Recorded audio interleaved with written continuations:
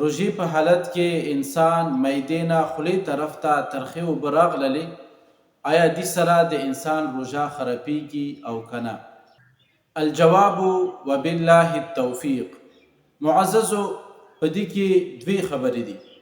اوله ده چې که چیرې انسان معدې نه ترخې اوبه راغلې مرۍ طرف ته، یعنې خولې طرف ته راونه رسېدلې، مرۍ طرف ته راغللې او بیا په خپله باندې دغه اوبه تېرې شولې، نو دې سره هم روژه هغه نه خرابېږي.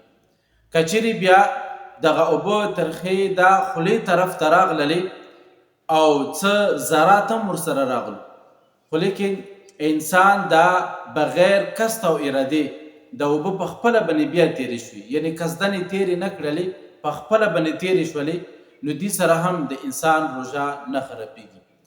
دویمه ده چې که چیرې انسان دغه خولې طرف ته ترخې اوبه راغلې، دغه ذرات ورکې وو او که نه، خو لیکن دغه انسان قصد او ارادې سره په خپله باندې بیا تېرې کړلې، نو دې سره د انسان روژه خرابېږي.